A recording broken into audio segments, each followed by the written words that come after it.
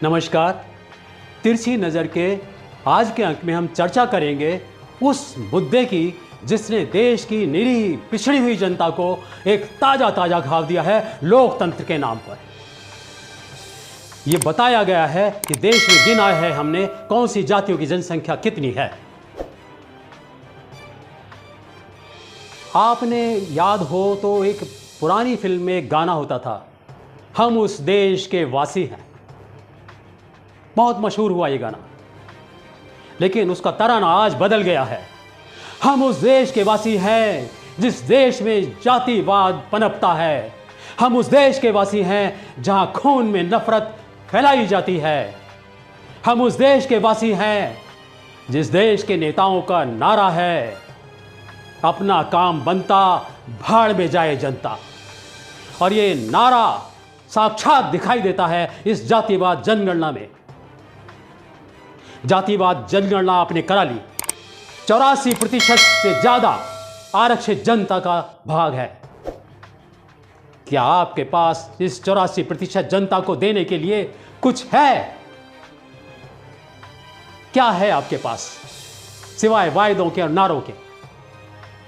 और उनको वोटर बनाया जाता है, बंधुआ वोटर बनाया जाता है इस जातिगत आरक्षण के नाम पर।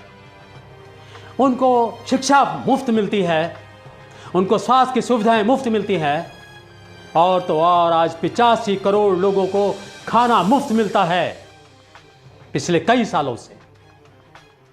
आप क्या देंगे? नौकरियां।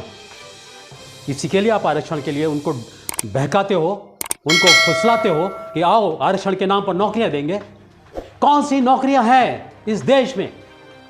क्या 80 करोड़ लोगों को नौकरी दी जा सकती है?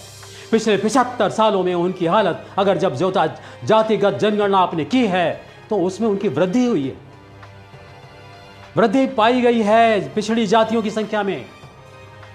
अगर 75 सालों में वृद्धि हुई है तो क्या अगले 150 सालों में वो वृद्धि नहीं होगी? अगले 500 सालों में और ज्यादा वृद्धि नहीं होगी? आप कब तक जनता को बहकाते रहेंगे? जातिगत जनगणना, जाति के आधार पर आरक्षण देना, यह देश के साथ, जनता के साथ धोखा है, अपराध है, अत्याचार है, भ्रष्टाचार है। हम फिर याद दिलाते हैं देश की उस मासूम जनता को, कृपया इनके बहकाए में ना आए। मांग करें, हमें जातिवादी आरक्षण नहीं चाहिए, हमको सिर्फ और सिर्फ संरक्षण चाहिए। हमको आगे आने के लिए मौका चाहिए, हमको पनपने का मौका चाहिए, संरक्षण चाहिए। संरक्षण हम बता दें, संरक्षण पूरे देश को एक साथ दिया जा सकता है, आरक्षण नहीं दिया जा सकता, क्योंकि नौकरियां तो है ही नहीं आपके पास।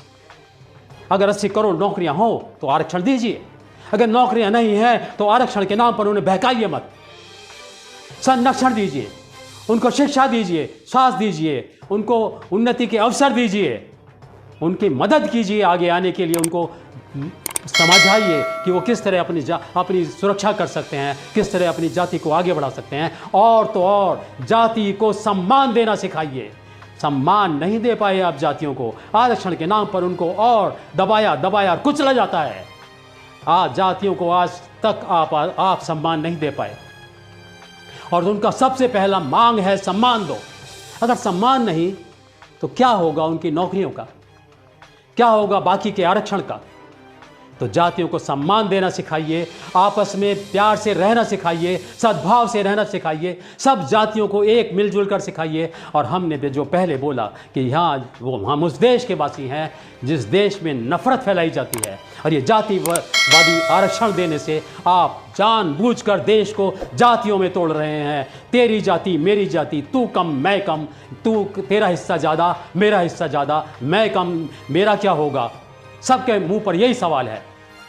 और साथ के साथ उस मुद्दे को भी देखिए जो आप सामान्य वर्ग के साथ कर रहे हैं।